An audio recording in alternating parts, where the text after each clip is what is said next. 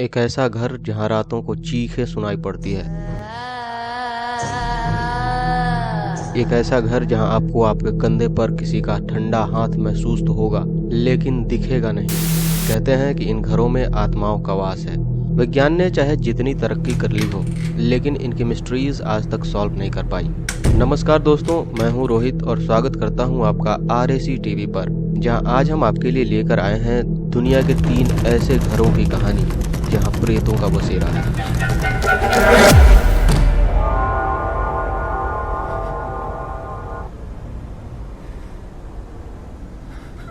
Starting with number 3, बोगवाटनेट विकाराज।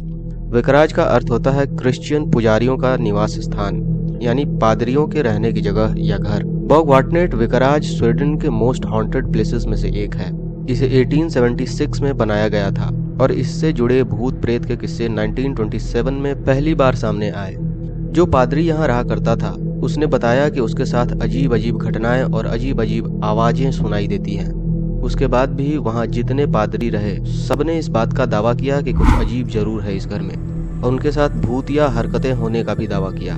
जैसे कि घर में रखे सामान खुद इधर उधर होने लगते थे, चीखें सुनाई पड़ती थी, आत्माओं के परछाइयाँ यानी शैडोज दिखाई देते थे, कुर्सियाँ खुद ही हिलने लगती थी। ऐसा लगता था कि मानो कुर्सियों पर कोई बैठा है। लोकल्स के अनुसार इस विकाराज के पीछे 2 बच्चों को दफन कर दिया गया था, जिन्हें किसी डायन या काला जादू से मारा गया था। 1980 में घोस्टप्रिस्ट टोर्रे फोसलैंड नाम का एक प्रसिद्ध पुजारी आया, जिसने यह दावा किया कि वह इन भूतों को भगा देगा, लेकिन उसके साथ काफी अजीब घटनाएं होने लगी और वह पागलों जैसी हरकतें करने लगा। कुछ दिनों बाद ही वह शहर छोड़कर चला गया। आज की तारीख में आप इस घर को किराए पर ले सकते हैं, और अगर आपने एक रात सही सलामत यहाँ गुजार लिया तो आपको एक डिप्लोमा सर्टिफिकेट भी दिया जाएगा। नंबर 2, एंशिएंट राम इन। यह 1145 में बनाया गया इंग्लैंड के वोटन अंडर एज में स्थित सबसे पुराना घर है। मैप पर यह इंग्लैंड के मोस्ट स्केयर्ड साइट स्टोनहेंज के बिल्कुल सीध में पड़ता है, जिसे ले लाइन्स कहा जाता है। और ऐसा माना जाता है कि स्टोनहेंज से स्पिरिचुअल एनर्जी ले लाइन्स के थ्रू ट्रेवल करके यहाँ की पैरानॉर्मल पावर को फीड करती है, यानी शक्ति देती है। एंशिएंट राम इन में पहले उन स्लेव्स और वर्कर्स को रखा जाता था जो सेंट मैरी चर्च बनाते थे, जो ठीक राम इन के ऑपोजिट साइड में है। और इसीलिए राम इन के ग्राउंड में जो चापाकल थे, उनको चर्च की तरफ मोड़ दिया गया था।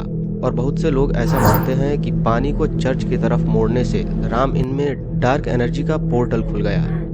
इससे जुड़ी एक और कहानी है कि 16th सेंचुरी में गवर्नमेंट सैंक्शनड क्रिश्चियनिटी, यानी सरकार जबरदस्ती क्रिश्चियनिटी लागू कर रही थी, जिसे एक महिला ने स्वीकार करने से मना कर दिया, जिसके कारण उसे राम इन में जिंदा जला दिया गया। और ऐसा माना जाता है कि आज भी उस महिला की आत्मा इस जगह को हॉन्ट करती है।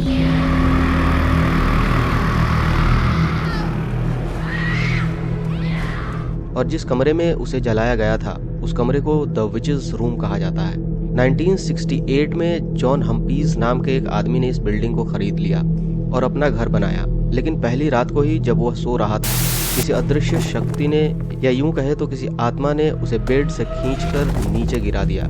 और जब अगले दिन वह पूरे घर को एक्सप्लोर कर रहा था, तो उसे सीढ़ियों के नीचे बच्चों के स्केलेटन्स, टूटे हुए चाकू और कुछ ऐसी चीजें मिली, जिससे साफ साफ पता चल रहा था कि डेविल वर्शिप, यानी शैतान की पूजा और बलि दी गई हो।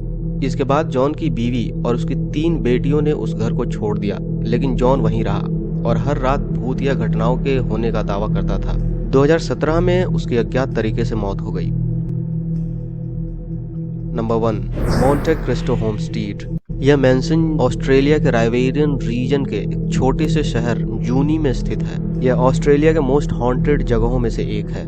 इस मैंसन को 1885 को क्रिस्टोफर विलियम क्राउली ने बनवाया था, जहां वह अपनी बीवी एलिजाबेथ, 7 बच्चों और नौकरों के साथ रहता था।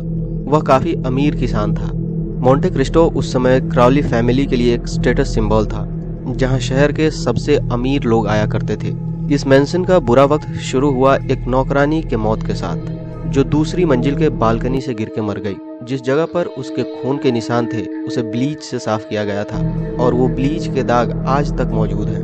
और आज भी रातों को उसकी चीखें सुनाई पड़ती हैं, और कभी कभी एक फीमेल फिगर की आउटलाइन भी दिखती है।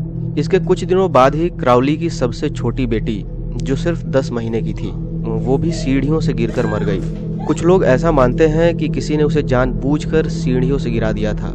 इन सब के बाद क्राउली अपने फैमिली के साथ 1948 में वहां से चला गया।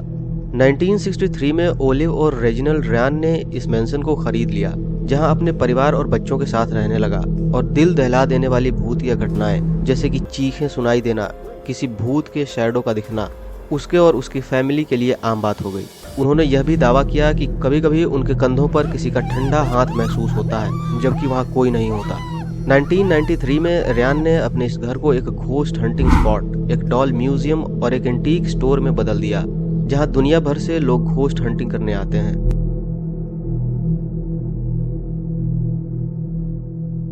वीडियो अगर पसंद आई हो तो लाइक और शेयर जरूर करना और ऐसे ही इंटरेस्टिंग वीडियोस के लिए RAC TV को सब्सक्राइब कर लो। मिलते हैं आपसे अगली वीडियो में, तब तक जय हिंद।